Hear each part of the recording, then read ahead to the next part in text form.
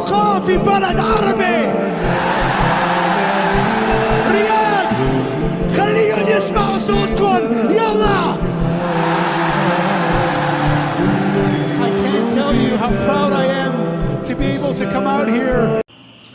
আসসালামু আলাইকুম সুপ্রিয় দর্শক মণ্ডলী, আপনারা সকলে কেমন আছেন? আপনাদের সুস্বাস্থ্য কামনা করি সব সময়। আমি মোহাম্মদ ওসমান গনি। আজকের আলোচনার বিষয় সালাম। সালামের গুরুত্ব, ফজিলত, নেকি কেমন সেটি নিয়ে আলোচনা করব। আসসালামু আলাইকুম ওয়া রাহমাতুল্লাহি ওয়া বারাকাতুহু, অর্থাৎ আপনার উপরে শান্তি বর্ষিত হোক। ওয়ালাইকুম আসসালাম ওয়া রাহমাতুল্লাহি ওয়া বারাকাতুহু, অর্থাৎ আপনার উপরেও শান্তি বর্ষিত হোক। আমরা যারা মুসলিম, একটি মুসলিম আরেকটি মুসলিম ভাইয়ের সাথে দেখা হলে আমরা প্রথমে সালাম বিনিময় করি, তারপর অন্যান্য কথোপকথন শেষ করি। তো আমাদের মধ্যে একটি ভালো সম্পর্ক সৃষ্টি হয় তখন সালাম বিনিময় করি।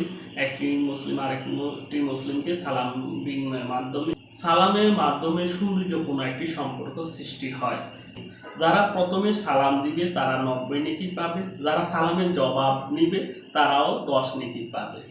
অর্থাৎ আপনি যদি প্রত্যেক দিন 10 জন মানুষকেও সালাম দেন তাহলে কতগুলো নেকি হয়ে যাচ্ছে, বা 10 জনের জবাবও নেন, সালামের জবাবও নেন, তাহলে কতগুলো নেকি হয়ে যাচ্ছে। এইভাবে নেকি সমৃদ্ধি হচ্ছে, আপনি অন্যান্য ভালো কাজগুলোর মাধ্যমে নেকি পাচ্ছেন। সালাম দিলে একটি ভালো সম্পর্ক সৃষ্টি হয়, একজনের মধ্যে আরেকজনের একটি সুসম্পর্ক সৃষ্টি হয়, বন্ধু বান্ধবের মধ্যে একটি ভালো সম্পর্ক হয়, বসের সাথে একটি ভালো সম্পর্ক হয় সালাম বিনিময়ের মাধ্যমে। তো আমরা সবসময় সালাম দিব, সালাম নিব, কারণ সালামের তাৎপর্য ও গুরুত্ব অনেক বেশি। আপনি আস্তে আস্তে যদি সালামের মাধ্যমেও অনেক নেকি পান, এগুলো যোগ হয়ে কত নেকি হচ্ছে। আপনি নামাজ পড়লেন বা ভালো কাজ করলেন বা আপনি একটি অসহায় মানুষকে হেল্প করলেন, এভাবে আপনি নেকি পাচ্ছেন।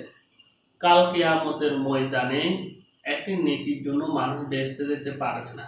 তো আপনি যদি এইভাবে নেকি অর্জন করেন তাহলে কাল কিয়ামতের ময়দানে আপনার জন্য সাহায্যপূর্ণ হবে। তাই অবশ্যই সকলকে সালাম দিবেন, সালাম নেবেন। সালামের জন্য অনেক ফায়দা রয়েছে।